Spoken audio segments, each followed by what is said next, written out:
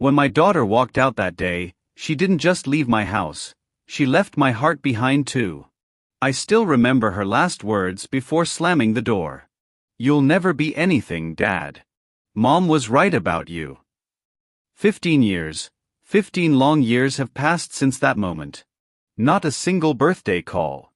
Not one visit.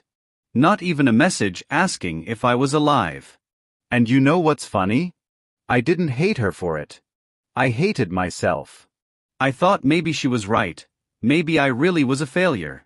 Back then, I was just a middle-aged mechanic struggling to pay rent in a small town outside Portland.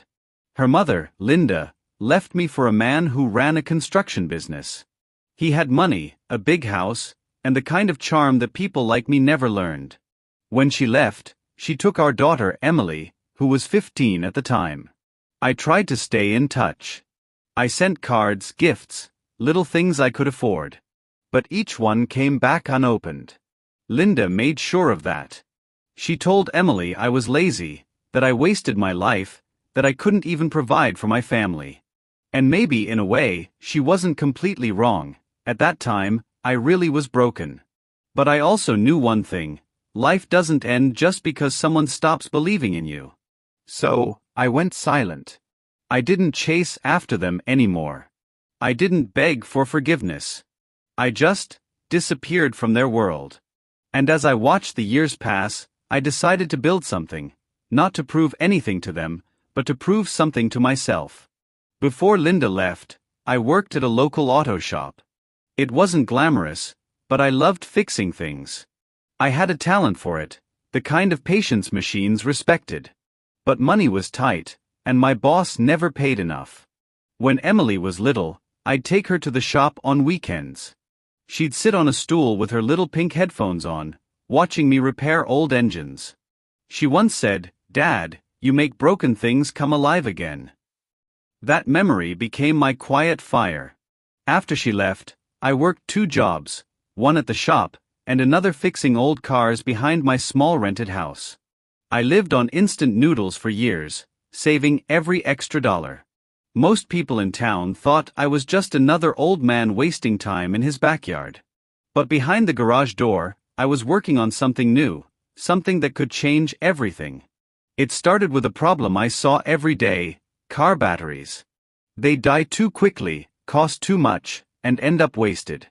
I started experimenting, taking old batteries apart, studying how to make them last longer.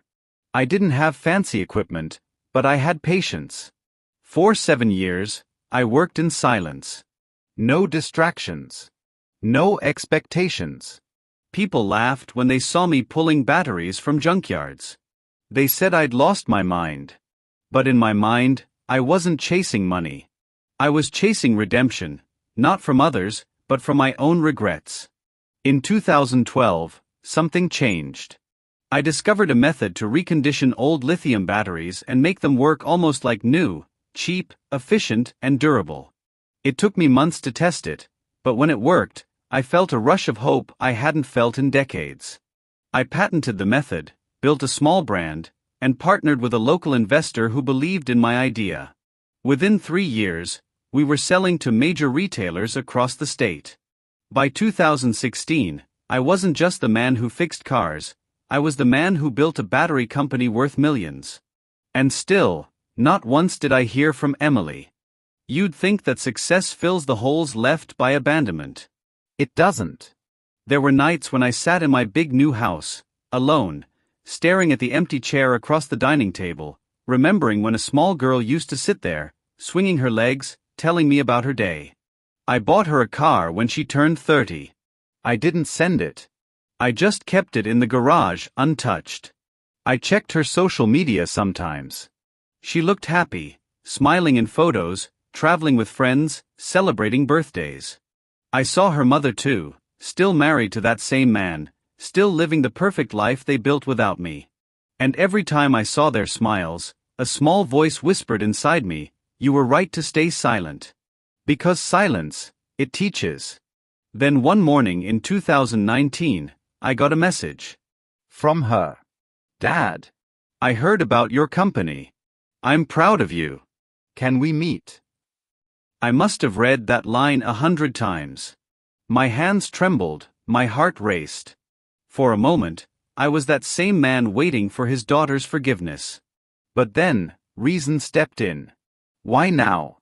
After 15 years of silence, why now? Still, I agreed to meet. Not out of anger, but curiosity. We decided on a cafe downtown, a quiet place with wooden tables and the smell of roasted beans in the air. When she walked in, I almost didn't recognize her. She was grown now, elegant, confident, wearing expensive clothes and that same sharp look her mother used to have.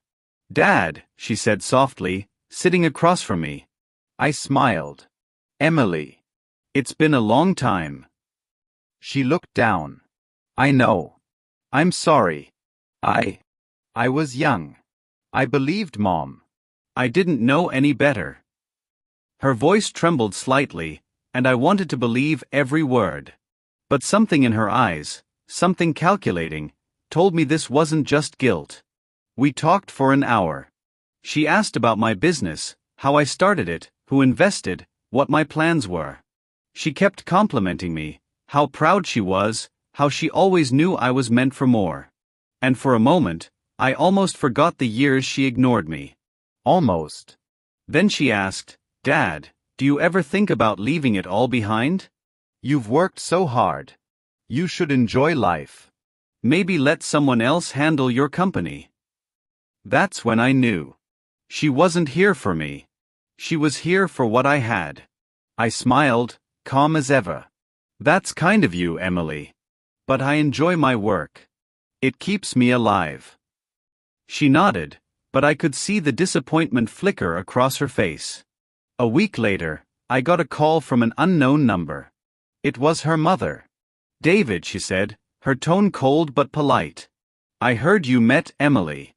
I'm glad. Maybe you can help her out a little. She's been struggling financially. Her business isn't doing too well." I laughed quietly. "Linda, you didn't talk to me for 15 years. And now you're giving me financial advice." She sighed. "Come on, don't be petty. She's your daughter." I said, "She was my daughter when she needed a father, Linda. Not when she needed a bank." Then I hung up. I could have cut them off completely. But that would have been easy. Too easy. Instead, I decided to teach them something, not through anger, but through reflection. A few weeks later, I invited Emily to dinner at my home. She accepted immediately. When she arrived, she looked around the house in amazement. "Wow, Dad, this place is beautiful." "Thank you," I said, pouring her some wine. We talked again, but this time, I asked the questions. About her life, her dreams, her work. She told me about a small marketing company she'd started, how her investors pulled out, how she was drowning in debt. I listened quietly, nodded occasionally. Then she looked at me with those pleading eyes. "Dad, I hate to ask this, but could you maybe help me out? Just a small loan. I'll pay you back, I promise." I leaned back in my chair, calm and quiet. "Emily," I said gently, "when you were little, you once told me I made broken things come alive again. Do you remember that?" She blinked. "Not really." "That's okay," I smiled. "Because you were right. I do fix things. But some things, Emily, some things are not meant to be fixed." She looked confused. "What do you mean?" "I mean relationships built on convenience, they don't survive long. And money can't rebuild trust." Her face fell. "Dad, I didn't come for money." "Yes, you did," I interrupted softly. "And that's all right. I don't blame you. But I want you to learn something." She stared at me, her eyes moist. "I'm not angry at you," I continued. "You were just a child. You believed what you were told. But people grow up, Emily. And when they do, they have two choices, to repeat what broke them, or to rise above it." She wiped a tear. "So you're saying you won't help me?" "I'm saying I already did." I handed her a sealed envelope. Inside was a check, not for her, but for the debts of her employees, who had stayed loyal despite her company's failure. She looked at me confused. They believed in you, I said. Even when you didn't believe in me. Help them first. That's where real success begins. She stood silently for a long time, then whispered, I don't deserve this.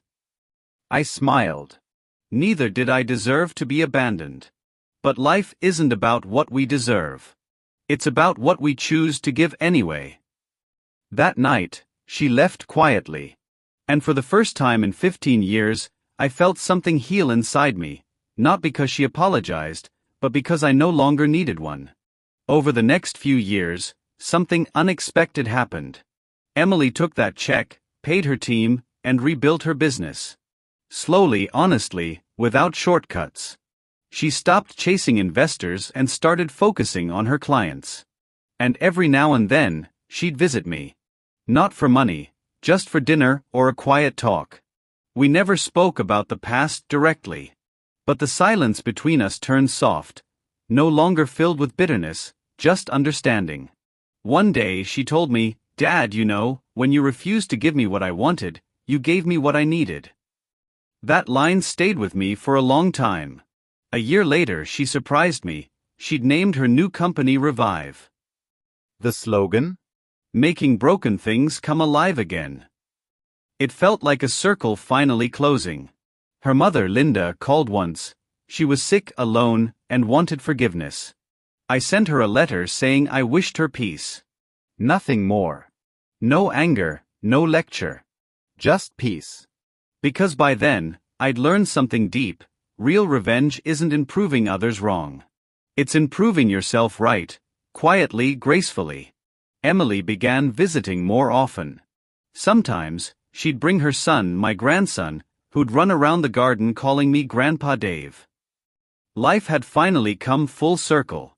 Now, as I sit here on my porch, watching the sunset fade into gold, I realize something I wish I'd understood sooner. Revenge doesn't have to burn. It can heal.